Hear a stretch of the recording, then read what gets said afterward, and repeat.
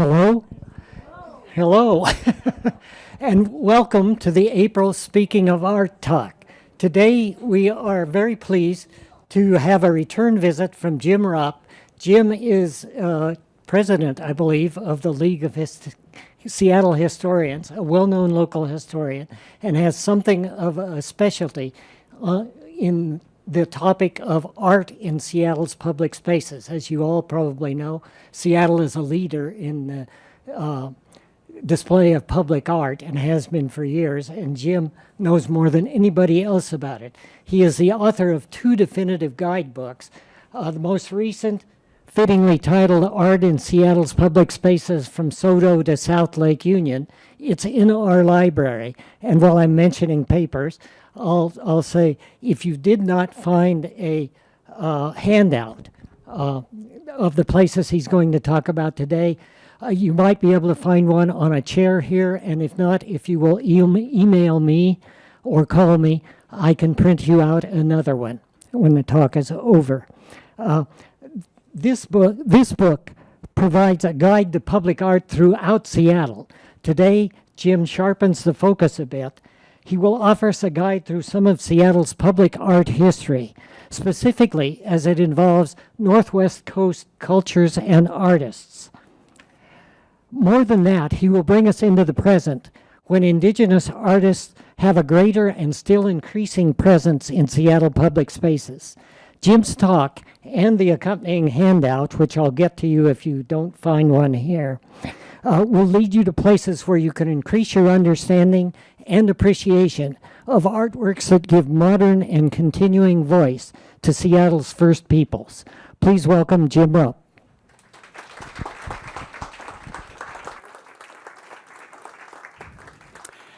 Thank you, John.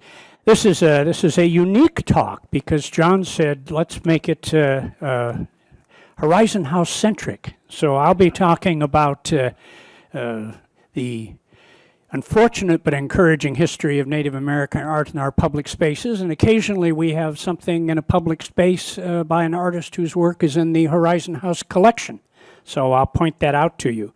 And in addition, John said and reminded me that when I've been here before, Horizon people have said, well, give us a map so we can find these when we go out for a walk. And so the map is handed out, some of the works that are featured. And then as I move along and you'll see slides, I have a map on the slide and there's a little red dot showing you where it is. Now, I suppose most people would think if I'm going to start a talk like this, I would start with the totem pole in Pioneer Square. That's the first piece of Native American art, and really the first piece of any art placed in a Seattle public space. Now, of course, Indigenous people had artworks, but there was no Seattle back then. So if you're talking about the city of Seattle, it really is the first piece, and that was installed in 1898. But the better starting point for this discussion is 1897. When the SS Portland showed up from Alaska carrying 68 miners and about 2 tons of gold from the Klondike in Canada's Yukon Territory. And word that gold had been discovered just spread like wildfire. The Klondike gold rush was on, and anybody going to the Klondike needed to come to Seattle. You needed to get supplies here, you needed to get arranged, everything organized here. And the word came, businesses started up just to outfit people going to the Klondike, and Seattle businesses, all of a sudden they realized, the leaders and politicians, they said, you know, Seattle is becoming the gateway to the north. Let's capitalize on that. So in 1898, a group of men who belonged to the Seattle Chamber of Commerce were on a cruise in Alaska for both pleasure and to promote business with that territory. And they happened upon a village in Tongass Island in southeastern Alaska, and they saw an impressive 50-foot tall totem pole near the beach. They concluded that it would be a fine souvenir to bring back, to erect as a symbol of Seattle, the gateway to the north. That was their new slogan. The pole had been created long before to honor the chief of all women, a Tlingit chief who drowned in the Nass River during a trip to assist her ailing sister. It was an important pole. But the Seattleites knew nothing about that, and they knew little of anything about Native people, and I could bet they didn't really care. They cut the pole down, cut it in half, floated it out to the vessel, hoisted it aboard, and left. And after it arrived, the Seattle pole was assembled and placed where it remains today. It's reportedly one of the few poles in a public setting carved by native craftsmen to honor a deceased relative and illustrate myths and events of a specific native lineage. The taking of the pole was controversial at the outset. Seattleites alleged that the village was deserted, so their taking was legitimate. And the vessel's third mate did recall that there was an old man present, but he stayed in his house and looked scared to death, and one can only imagine. In fact, all able-bodied men were out fishing, and the women were away working in the canneries, which processed fish for shipment south, and only the elderly and small children remained. And the donors were eventually fined for their theft, but the stolen property was never returned. $500 was reportedly paid as a settlement with the tribe. And Seattle's totem pole became a city landmark. In 1938, the pole was damaged by an arsonist, and the fire damage plus extensive dry rot necessitated its removal. And the original pole was replaced under a federal program under the WPA, which was focused on the restoration of native poles, and natives created this 1940 replica, which is still there.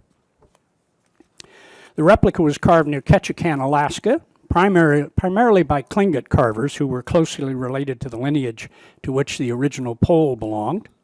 And the original was shipped to Alaska to be used by those restorers, and afterwards it was allowed to decay in its homeland among the Tlingit.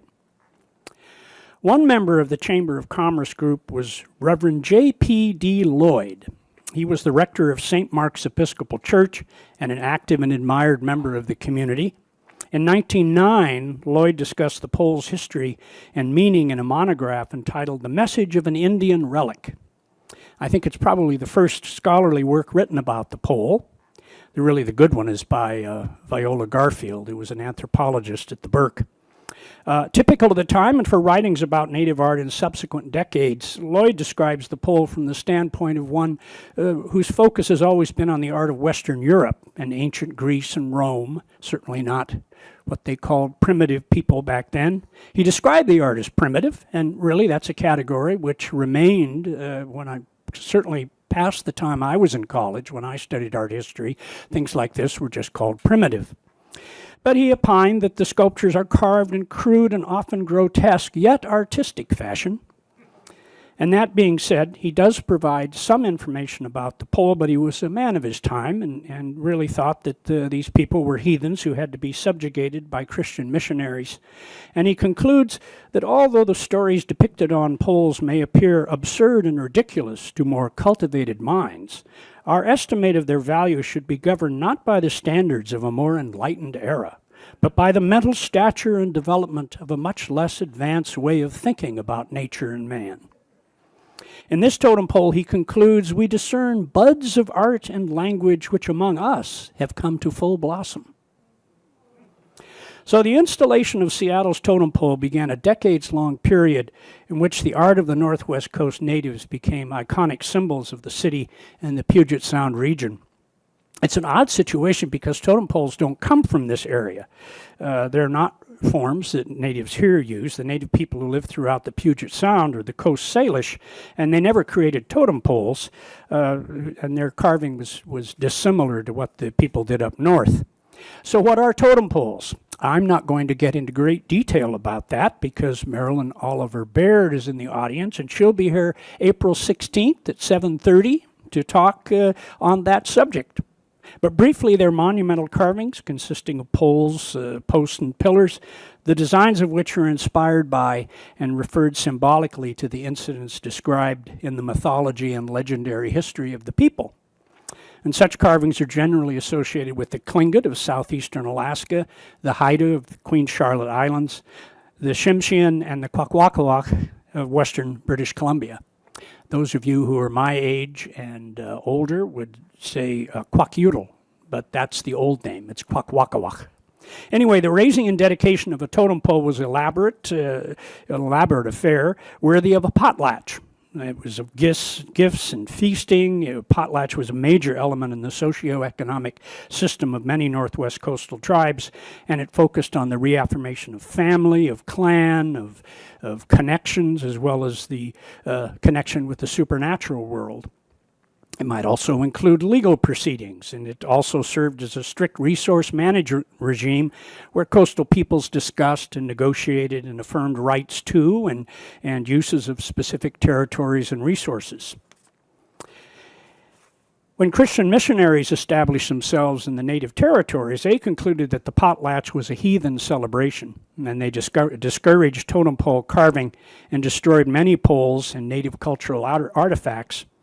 White owners of fishing and timber enterprises opposed the potlatch because it took people away from the workplace. They were out celebrating at a potlatch and they weren't working. So it was deemed appropriate that the potlatch be banned, and from 1885 to 1951 they were banned in Canada. They were outlawed. And this resulted in the destruction of a great many artifacts and nearly ended the carving of poles en masse. By the end of the 19th century, the precise, elegant formline style that characterized northern Northwest Coast art had been gradually replaced by less complex paintings and carvings, some made for ceremonial use, but much of it created for the souvenir market. In the early part of the 20th century, Seattleites assimilated native culture as their own and incorporated native symbolism, real or newly created by them, in a number of practices and events. They weren't knowledgeable about native culture and traditions, but they pretended to be. In 1909, Seattle's first World's Fair, the Alaska Yukon Pacific Exposition, was held on the University of Washington campus. Over 3,700,000 people from all over this country and from other countries visited during its 4-month run, and all were exposed to images of Northwest Coast native art, or bastardizations of native forms, as symbols of the growing and prosperous city. In the South Gate, they saw a modified Torii Gate, the iconic Japanese structure that marks the boundary between the sacred and the mundane. In this case, the vertical posts were totem pole designs with light bulbs in the eyes of the figures, and structures with similar characteristics were seen elsewhere on the grounds. So I think the natives, the few natives that probably were able to attend the fair, and the Japanese who did, were probably astounded at this, but that's what the AYP people thought was appropriate. There was little concern about authenticity. Business was business, and the white men of the region proceeded accordingly.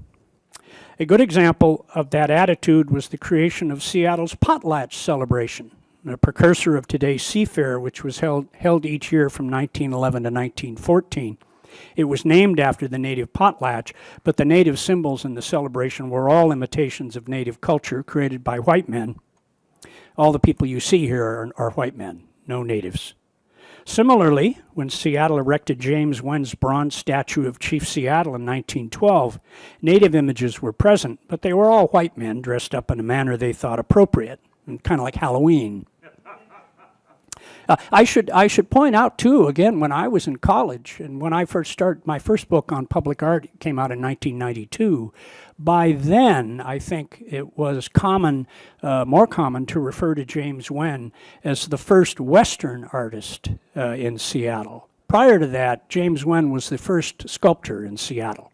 So nobody paid much attention or any attention to the place of the indigenous people in the history of Northwest art. Now, when visiting the Puget Sound region in the early 20th century, one place to see and touch what were considered the mysterious and primitive images of Western natives was the old curiosity shop on the Seattle waterfront, a now venerable institution that John Stanley founded in 1899. In its early days, Stanley exhibited and offered for sale Northwest native art that had been created for use by natives, masks used in dances and carvings used in ceremonies or created as important symbols, and totem poles to commemorate events or people. And a number of those are reportedly present in museum and private collections, both in this country and in Europe.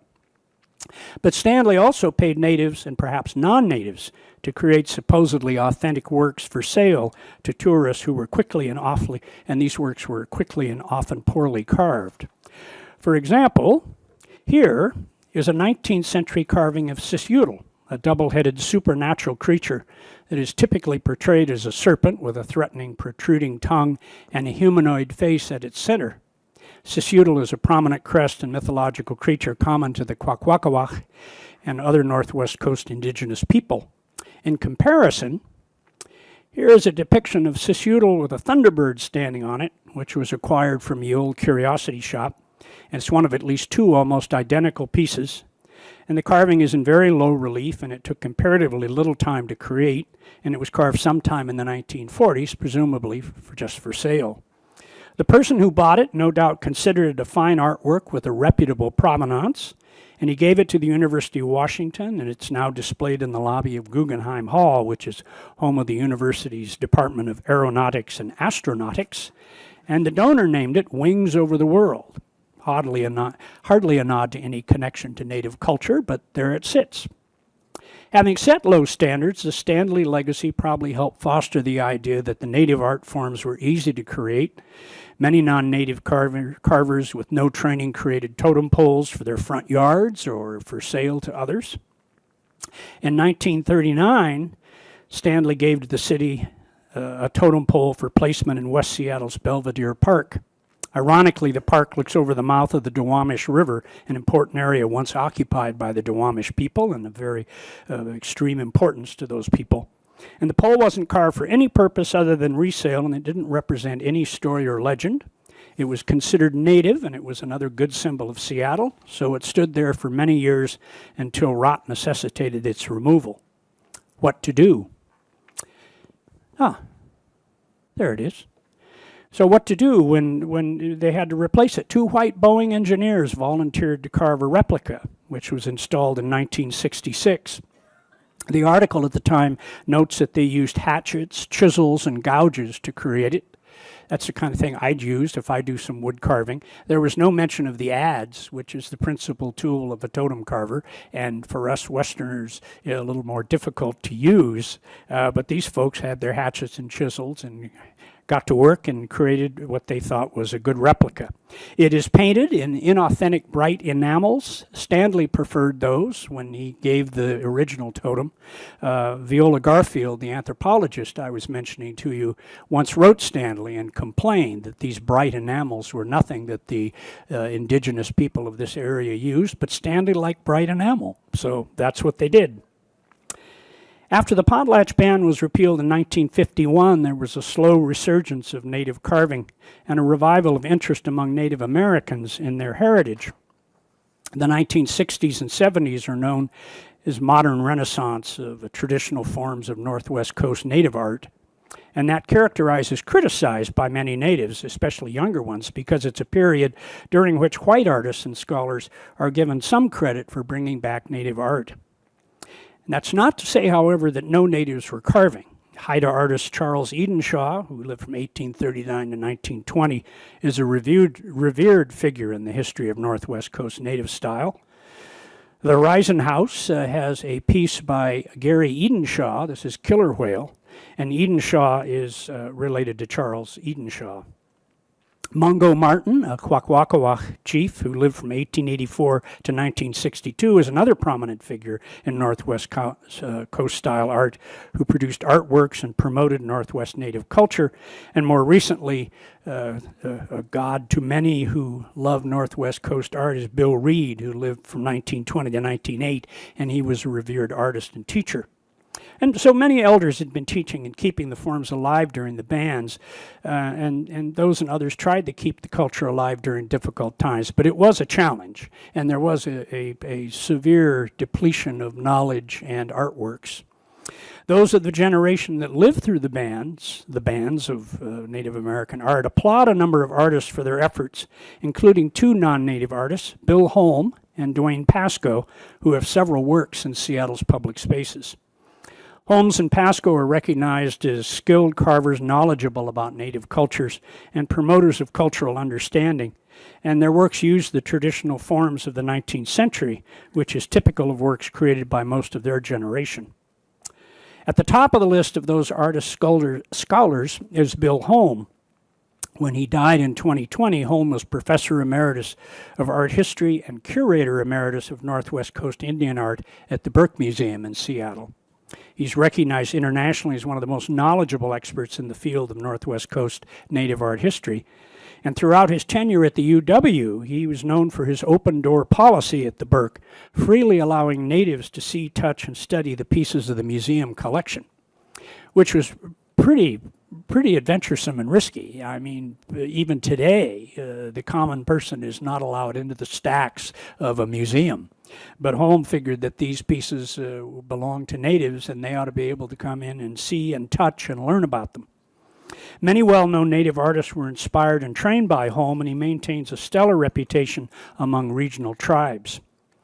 Except for a few cases in his younger years, Holm, although he created magnificent works, didn't sell his carvings. He created finely carved replicas of pieces that were either in the museum or that were either long gone, created them so the public could see them, but he called his works artifacts.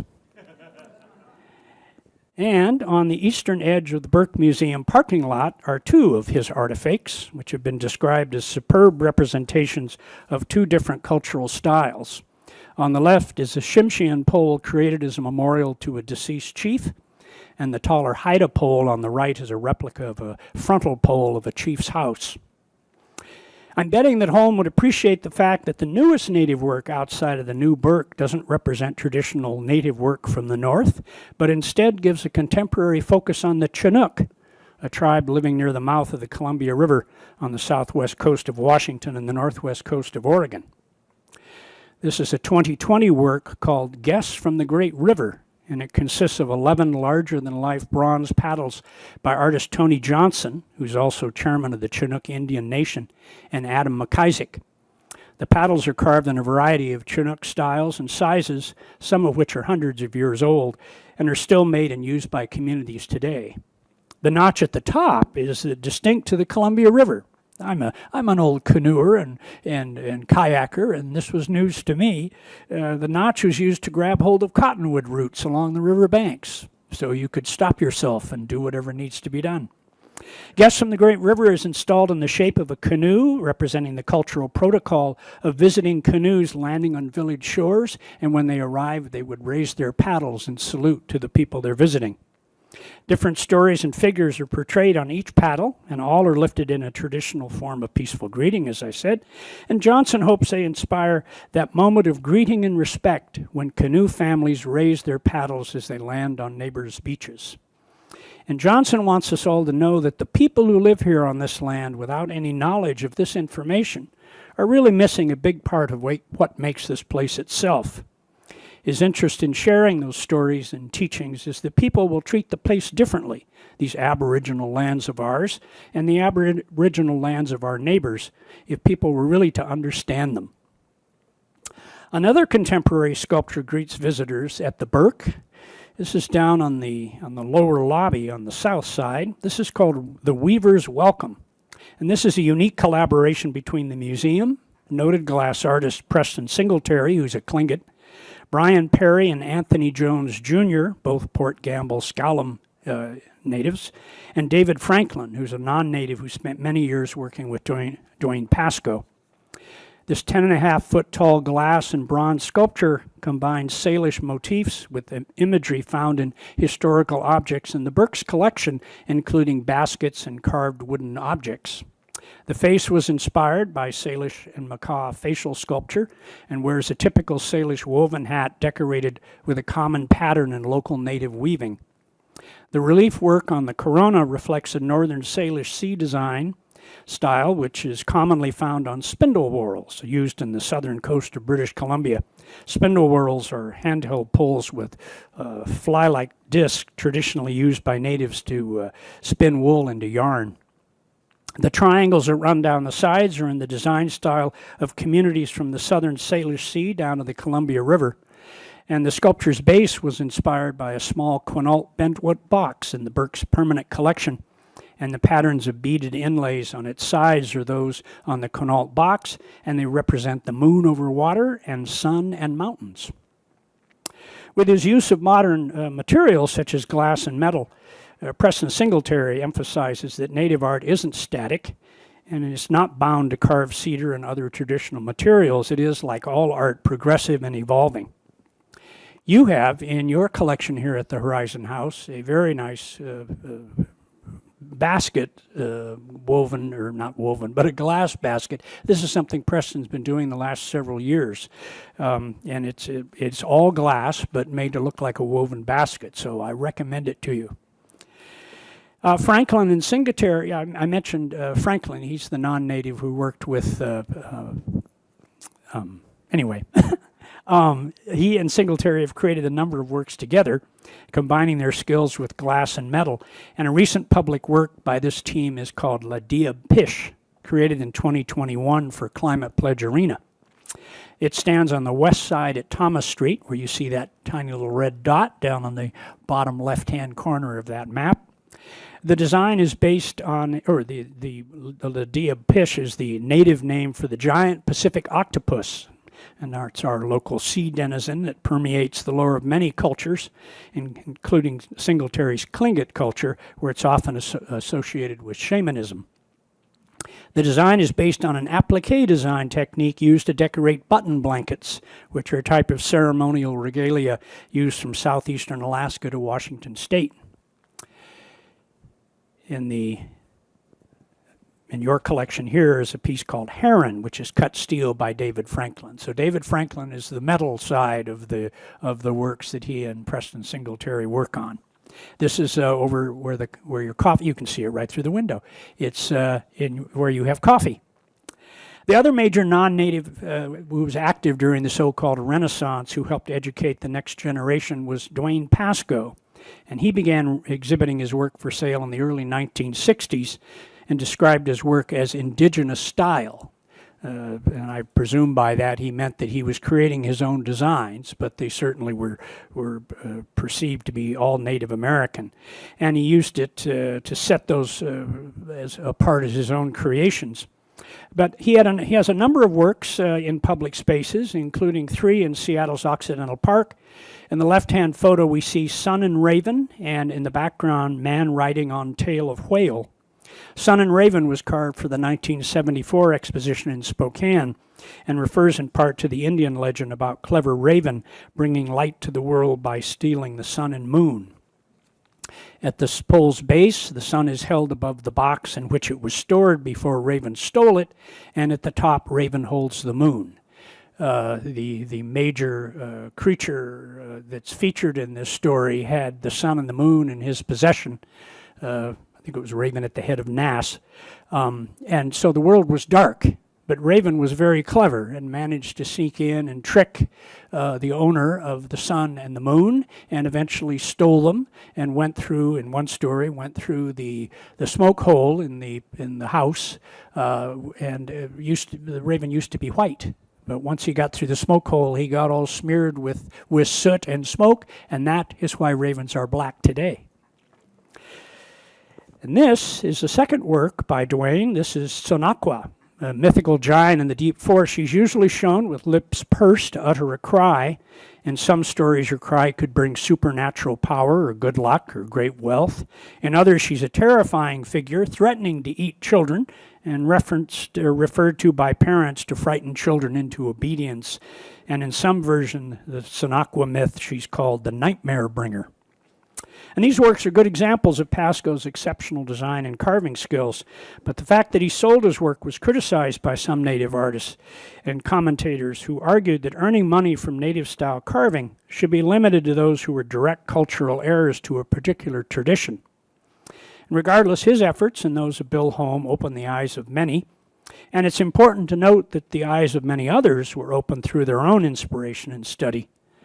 David Boxley is a renowned carver in the native tradition. Now he's 72 years old, and he was raised by his grandparents, and from them he learned the Tsimshian traditions, including the language. And in 1980, he began devoting considerable time to the study of traditional Tsimshian carving. And he's one of the leaders now in carving and also in teaching Tsimshian culture, dances, all sorts of things like that. And through researching ethnographical material and carvings from museum collections, he's learned the traditional carving methods of his grandfather's people, and proof that artists from long ago inspire new generations of native people to carry on through the traditions of which they began. Here are 2 Boxley works in the Horizon House collection. This is Raven, Eagle, Wolf, and Killer Whale. These are the moieties of the Tsimshian tribe, symbols of different groups in the tribe. And this next one is called Raven Going to the Sun. I'm not sure about that title. I may be wrong. I've never heard of something about Raven going to the sun, but this might be Raven taking the sun and escaping. But anyway, it's a very fine David Boxley carving. And his latest work in a public space in Seattle is this totem pole, recently installed at Ivor Salmon House. This was commissioned by the family of Jack Creighton, who was a one-time CEO of Weyerhaeuser, and he loved the Pacific Northwest and also Ivors and its food, but also Ivors for its commitment to local community. And this is a family pole, so the figure at the base is Jack Creighton, and his wife is up above, and I'm not really sure about the other symbols. And when they installed this was quite an event. I was really sad that I couldn't go. My wife attended, but his entire extended, I wouldn't say entire, but much of his extended family, grandchildren, siblings were all there in native regalia and did traditional authentic dances. It was really quite an event. So that's one of the new ones, and Ivors has a number of very good Native American artworks. Some of them aren't so good, especially on the outside, but what they're doing, you'll see in the background, that's one of the kind of simple pieces. It's been there a long time, but David Boxley is now creating these small totems that are going along the side of the parking area. This was done in 2024. Gary Price is another example of an artist who embarked on an in-depth study of his culture, and this is in the Horizon House collection. This is the Raven Mask. He's a Coast Salish native from the central coast of British Columbia, and he was born in 1939 and spent many years as a fisherman and a logger, but he had injuries that ended those occupations. And in the mid-1970s, he began to seriously investigate the traditional arts of his native heritage, and wood carving became his occupation. A Native artist well represented in regional public spaces is Marvin Oliver. Oliver was an emeritus professor at the University of Washington who had a long career creating and teaching about Native art. When he was a young man interested in Native art, his father suggested that he go visit Bill Holm at the Burke, and he soon joined that large group of artists influenced by Holm. He was a student of Holm's at the university. He was also a student of Jacob Lawrence, whose works are out here. Marvin was a man who was not, his artistic talents and knowledge were certainly not limited to Indigenous, but he was a major name in Pacific Northwest Native art. He's a good example of Native artists of an older generation who created contemporary art inspired by Native traditions, and this has really become the new norm with the current generation. Oliver used his Quinault and Isleta Pueblo heritage as an influence for his art, but he also took inspiration from Coast Salish traditions. Early on, he created traditional designs such as these, painted on cedar at the Broadview Public Library in northwest Seattle. On the right is eagle, and on the left is an abstract rendition of Northwest Coast native forms. Later, Oliver focused on splendid contemporary approaches. I was mentioning to his sister that it would be fun to just show you a whole bunch of Marvin Oliver works around Seattle's public spaces, but I don't have the time, and there are too many. But here's one, and this is called Salish Welcome. This is a 16-foot-high sculpture of cast bronze, aluminum, and glass that Marvin created in 2010, and it's just down a little farther down beyond the parking lot at the locks. So if you're at the locks, it's a very nice walk. You just walk down to this little outlook where a Salish welcome stands, and it looks out over the water just west of the locks. It's a modern depiction of a traditional Salish welcoming figure, which you're going to see a couple of others. Usually they have their hands out like this, welcoming you to the village. And you would have seen something like this, not this contemporary one, but a traditional one would have been placed on the beach in front of a village to welcome visitors. In this case, it welcomes both human visitors who might be coming into the locks by boat or who come to this little outlook, but it also welcomes indispensable salmon as they come into the shallows below. The shallows below are very important for young salmon to be protected before they go out into the great wild, and also some of the fish coming in before they start spawning and need all their energy to get up the fish ladder. Salish welcome wears a conical cedar bark hat and a woven ceremonial robe and holds aloft a 4-foot diameter disc of powder-coated aluminum with a design that refers to the salmon life cycle, with a male and a female salmon in the blue and the red, circling around a cluster of 4 glass salmon eggs. And this is a typical scene that you see if you go and you have your back to the water, and you'll see on the base there are some more salmon designs. I now live next door to the Shosho Bay Marina, so I drive by this piece, and it's the first time I've really paid attention to it from the street side. And in many parts of the day, the yellow surrounding the eggs in the center, when you look at it from the street, they just glow with the light coming from the other direction. So it's a whole new experience for me, and it's a pleasure. And the Salish welcome is typical of what we're seeing today, not art bound by traditional forms, but contemporary visions that have been inspired by culture and history. The inclusion of Salish forms and references has begun to appear more in recent years, and we'll be seeing much more of it, I think. When people my age were growing up, Salish art was virtually unknown by non-natives. Anthropologist Michael Q once noted that Central Coast Salish art was probably less abundant than art among northern coast tribes, for it was closely associated with private religious expression and used less in secular display.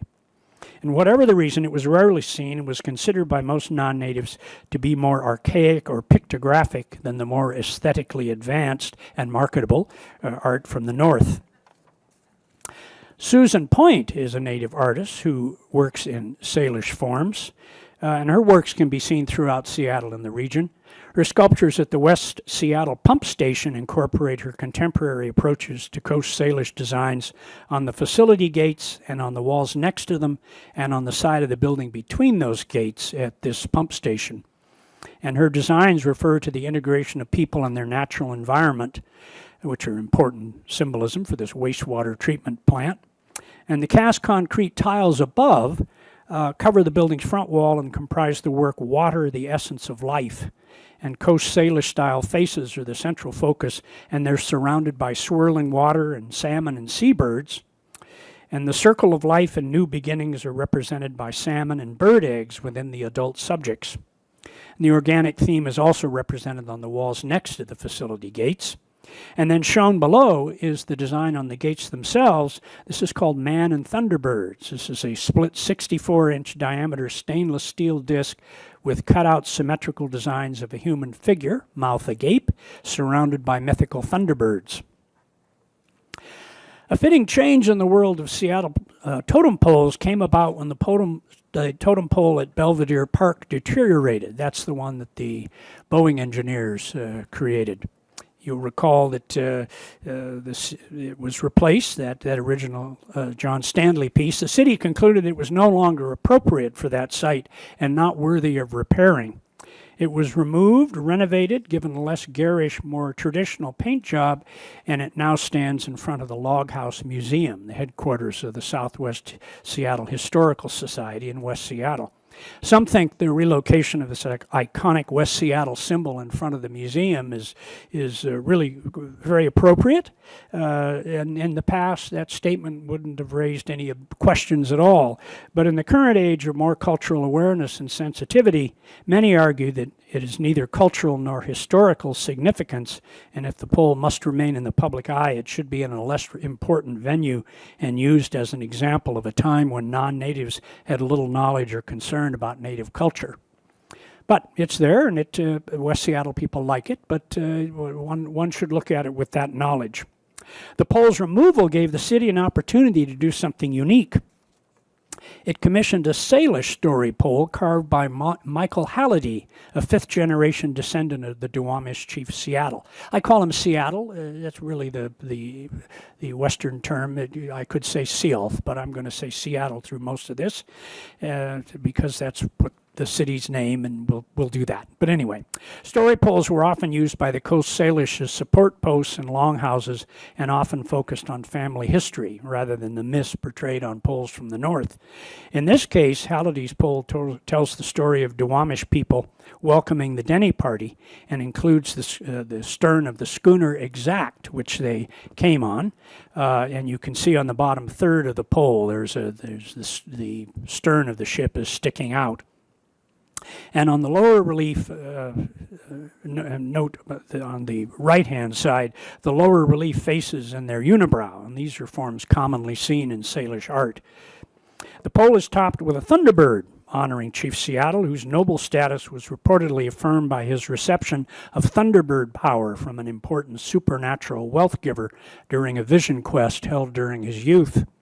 Seattle's people believed he could call thunder from the skies, and they said that when he was angry, his voice thundered.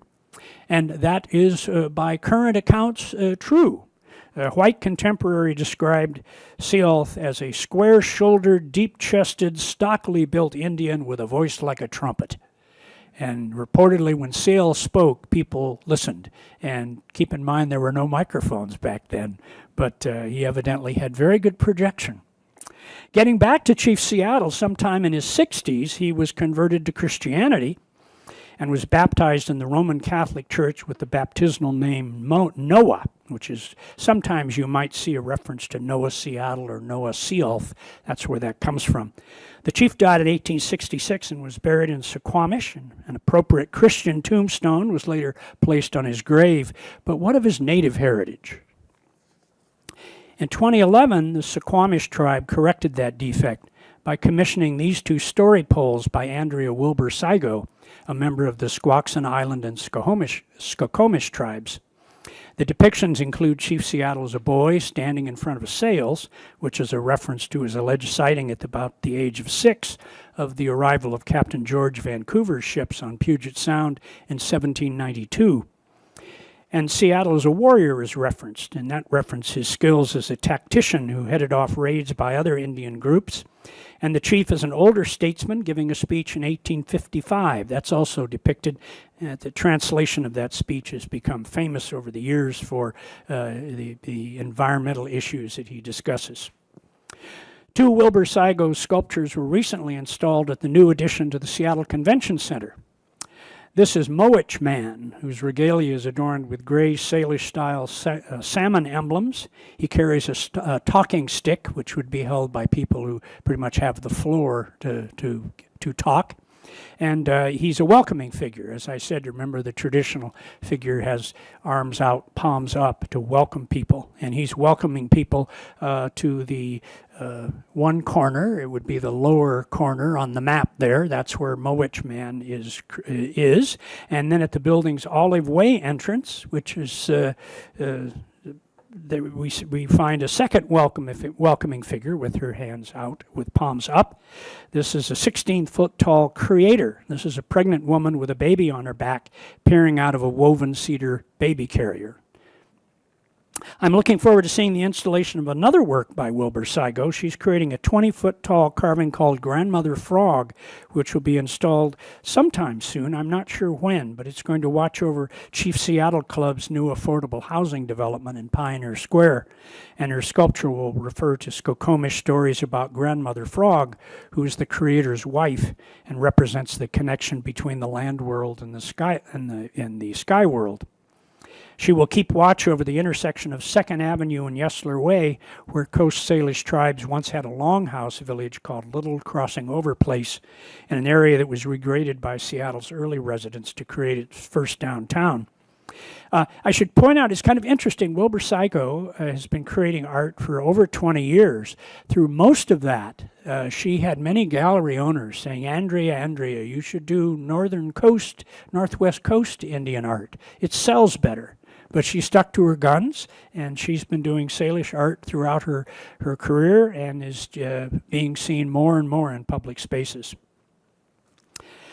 I'm going to end by showing you a few works created for Seattle's new waterfront park that come from Pacific Northwest native traditions. Oscar Tuazon is a California-based artist. He's created a 3-block-long sculptural installation called To Our Teachers, and it extends in the yes, I'll get to that in a minute. Anyway, it has 22 pairs of sculpted post and beam structures. He's a non-native, but he has deep respect for Pacific Northwest Coast native traditions, and he refers to one of the longest Salish longhouses in the region, and it extends along the waterfront for 3 blocks from Columbia to Spring Streets. Now, he also consulted with Suquamish and Muckleshoot Indian tribes to combine his architectural creation with a carved house post at each end. And remember, the Salish didn't have totem poles, they had house posts that they would carve. And here are the two. On the north end, on the left here, Randy Purse's carving, Looking at All Tomorrows. This is Chief Sealth as an infant in the arms of his mother, Shalitza. That is interesting enough, but this carving has a counterpart on Bainbridge Island, a welcome pole depicting Chief Sealth's father, Shweabe. And that was commissioned by the Bainbridge Island Parks and Trails Foundation for the South to Olympics Trail. On the right is Tyson Simmons and Keith Stevenson's carving honoring our Muckleshoot warriors. It honors a warrior and represents the strength and honor for the people. It's not the best picture, but when you go down there, you'll be able to see it head on, and it's a contemporary face holding a shield, and not in it is both a Salish and contemporary design. Sometime this year, and I'm going to show you the last piece, sometime this year, the waterfront is going to see these pieces. This is called Family by Qualsius Sean Peterson. And these are welcoming figures. This is the most contemporary native art that Seattle will see for quite some time, I'm sure. These are bronze and red cedar figures looking out over Puget Sound. They'll be right in that little, the pier, let's see, what is that pier? It's the Union Street Pier, but it's renamed Pier 58. And that's a new pier that they've installed as part of the waterfront development, and this will be right across the street, that little red dot down by the green line. Each will have a different height. They're going to be approximately 15 feet, 2 of them, and then a third will be just over 14 feet. And Peterson says that although they may be reminiscent of the welcoming figures native villages often placed on the beach to greet visitors, his will represent the human family, not members of any one group or tribe, and they'll stand as symbols of unity and peace. Included on the figures and their concrete bases will be incised designs inspired by those used in Coast Salish carving, painting, and weaving. Peterson reports that in initial discussions about what should be created, it was suggested to him that a totem pole would be an appropriate form for the waterfront. And neither he nor I know if they were speaking of a pole with a Salish design or a Northwest Coast style pole, but reason prevailed and we'll have something unique on the waterfront.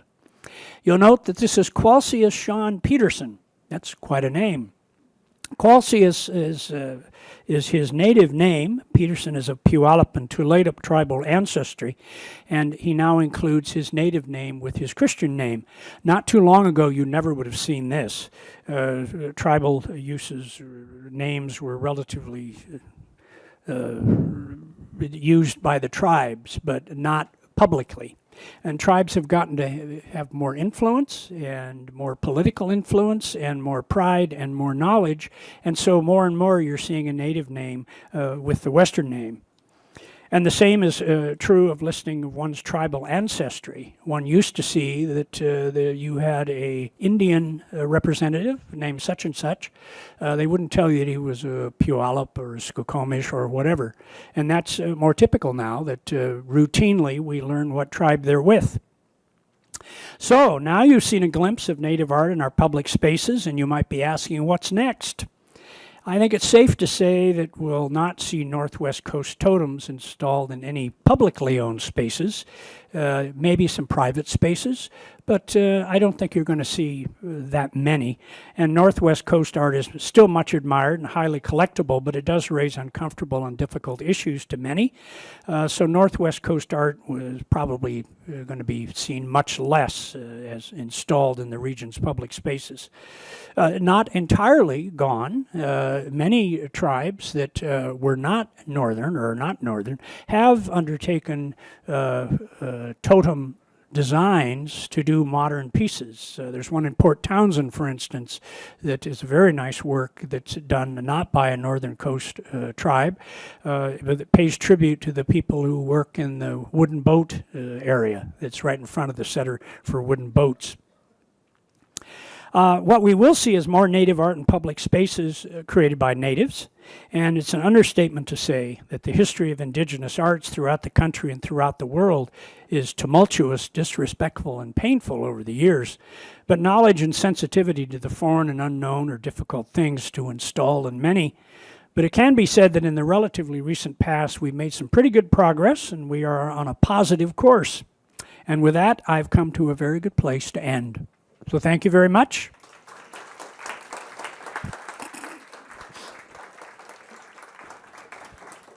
There are microphones, so we don't have to yell out if anybody has some questions.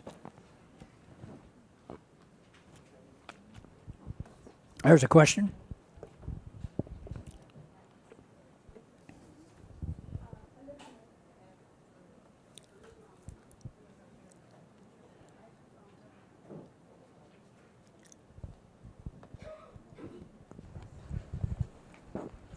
I don't know how to ask this question, but I lived in Australia for a while, and it's against the law for anyone who isn't a native to make native up art. And is there any such movement here in the United States? Yeah. Yes, matter of fact, I had to modify my talk and add more things that are not in my usual talk. But I usually mention the federal law that says that a non-native, if they're going to do any native carving, any native work for sale, it has to be disclosed by that person and the gallery owner. And you may recall.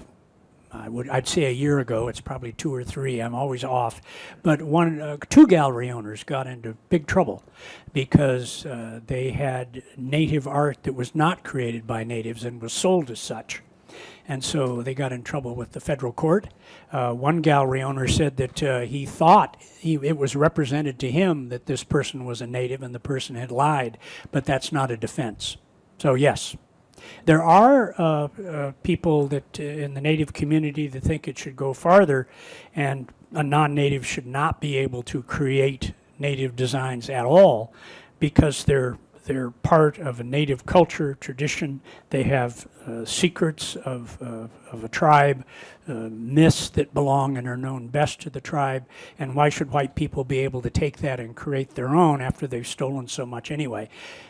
That has not come about, and I don't think legally it would, but certainly we do have the federal law that limits what people can do in terms of creating.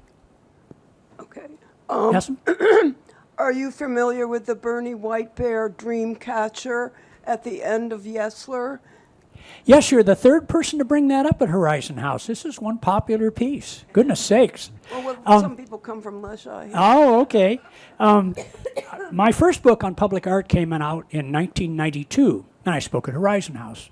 And then my next book came out in 2019, and I spoke at Horizon House.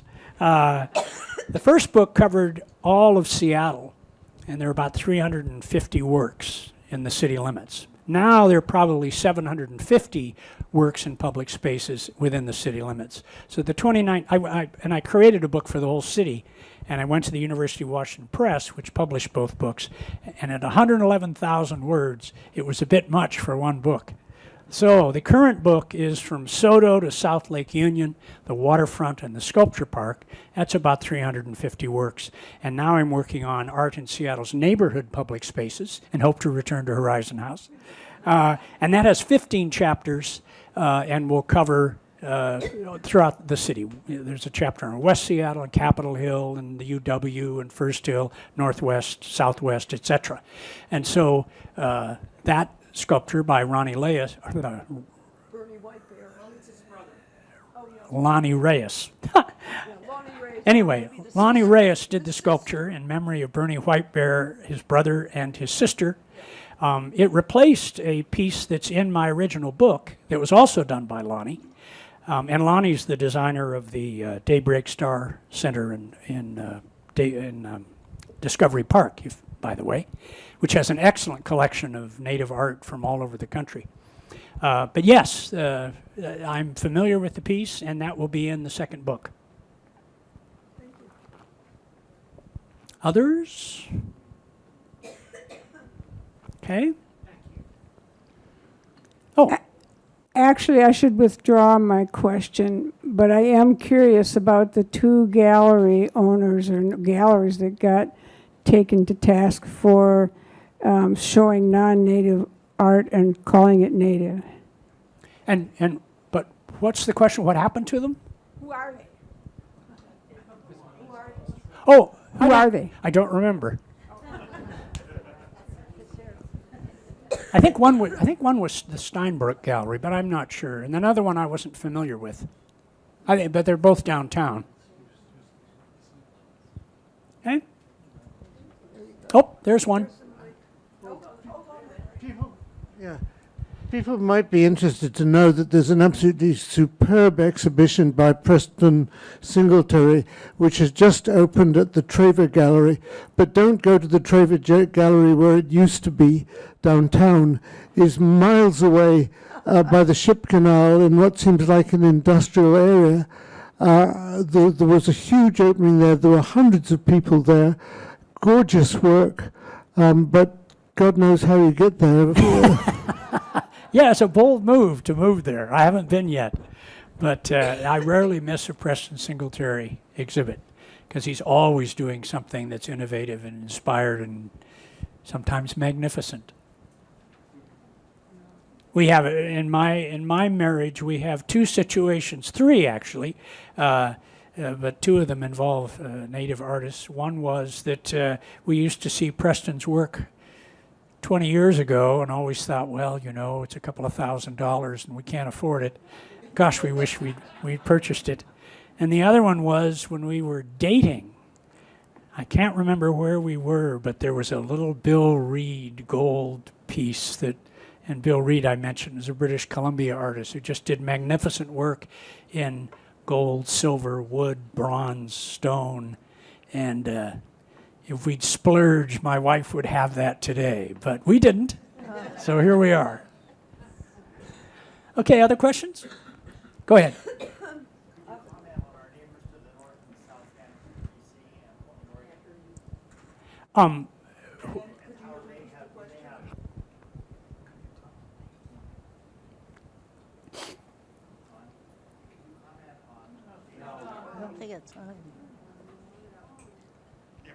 Could you comment on native art in our neighbors to the north, Vancouver, BC, and to the south in Portland? Have you any information on native art in those two communities? Well, I don't know really anything about Portland. I know some of their art in public spaces, and I can't think of a lot of native art, but there may be some around. But of course, Vancouver is someplace everybody has to go to see native art. The British Columbia Museum there has outstanding collections. There's lots of works at the airport there, for instance, that are, I can't remember. There are a couple of major sculptures there that people say if you're going to be at the airport, you always have to see those. But British Columbia has always had a lot of emphasis. Well, not always, because they had a ban. Canada had a ban on native art, but in the more recent history, they've done a lot of support for Native American or Indigenous people, First People in Canada. And there's some. Not as big a collection, but in Victoria, the provincial museum there has some good work too, but nothing like the British Columbia Museum in Vancouver. Have you taken a look at our cabinet downstairs? I'm sure you have, which has a complete range of all sorts of variables of native-ish Sure. and native and high-quality native. Oh, yeah. It's really kind of an amazing cross-section. Yeah. John and I went down there and looked at that, and of course I just took pictures of the pieces by artists that had work in public spaces. But yeah, you probably know this, but the Horizon House has quite the art collection. And I was a friend of Phyllis Lamphere's, who was probably, I guess, the mother of all for the art collection, and somebody at what is it? What's the big building? Summit? No. What's the on the first hill? Skyline? Skyline. Somebody from Skyline, when it was first there, talked to Phyllis, and they said, "Oh, Phyllis, there's no way we can match your art." But you've got John and I were talking one of these days. I'd like to come back and give a talk about the artists in your collection. A lot of whom I knew, not well, but I certainly knew them. Primarily because my aunt and uncle were big art collectors, and I would often drive for these people or go on trips with them. But if you're talking about art, Native American art, but also Northwest art from the 1930s up to probably, I don't know, the 1980s, something like that. All the major names are included in your collection. And originals. Yes? You should know that downstairs when you go past the pop machine and see the beautiful art there, that the Raven mask was donated to Horizon House by my late and great classmate Jill Princehouse, who lived at Skyline, which rejected that piece. And she called me and wondered, do you think Horizon House would like it? And John, you were part of the welcoming committee for that piece, so Yes. aren't we blessed, indeed? Well done. We should mention too, there's another, Judy, the other way. We should mention too that thanks to Carol Ottenberg, we have recently acquired a very splendid carving and a couple of paddles by Andrea Wilbur Seigel. Oh, really? Yeah. Are they up yet? We don't have them Okay. up yet, but they will greatly enhance the collection when they do go up. So look Well, forward to that. Invite me back for those. All right, you're invited. Okay. Yes? Hi, I'm impressed by your including all the Horizon House things that we love. That was John's idea. I can't take credit. Are you implying that people on the outside can come and see these as public art? No. It's not part of your book. No. Oh, no. Because, first of all, it's a public space is defined, in my books at least, it's not publicly owned, but it's someplace where you can readily go in and look at something and nobody's concerned about your being there. So if there's a very fine work on the second story of an office building and you have to bother all sorts of people and you're not supposed to be up there, it's not included.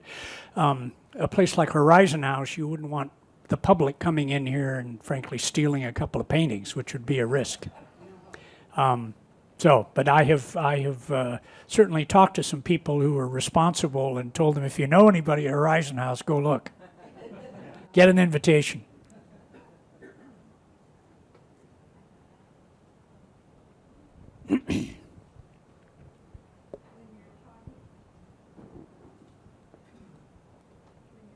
About Skyline not wanting something. When we lived in Montlake, a woman from an organization called something about 30, it was 30 Rich Women. Committee of 33. Yes, Yeah. 33. And they came and asked at our Montlake Community Club meeting if we would object to having a totem pole put at the end Yeah. of the Montlake Cut. And they said they had wanted to put it in Ballard, but this was at the time that the fishing law changed about how, natives being able to have first cut on the fish. And the people in Ballard did not want any Indian Yeah. totem pole. I was in law school when George Bolt made that decision, and all hell broke loose. My father was a lawyer, and he knew George, and he read the decision. He said, I think George is right. But white fishing people didn't agree, but I think George was right. You make a treaty, you gotta follow the treaty. The poll you're referring to, first of all, the group is called the Committee of 33, and I think it was created by Ann Gould Hauberg, I think. It's always 33 women, and it still exists, and that's the Chief John Wallace totem pole. And it was created, I don't remember, I think it was the 1920s maybe, but it ended up cut up in a warehouse and just forgotten. And I think Ann Hauberg found out about it and went to the committee and said we should do something. And so they got the pole and had it put together and refurbished it. And it is on the, as you're going through the Montlake Cut, it's right across the cut from the UW Canoe House. And I have in my notes information about Chief Wallace, but I can't tell you much about him. But it's in the Montlake chapter of the upcoming book. And it was in the 1992 book too. Okay. Oh, but somebody asked me about the book. You can get it at bookstores. If I'd remembered, this is not the topic I usually speak on. I usually bring some books, but Amazon has it. Bookstores have it. It's still around, and it's a very good book. It is a bestseller at the Seattle Art Fair because I market it well. It's been 4 years in a row. And I tell people it has 9 chapters, and each has a map showing where all the artworks are, and you can do your own tour. And I would go up to people, and any couple, I would say, my wife and I say this is a very good date book. You've got a map, you can go on your dates.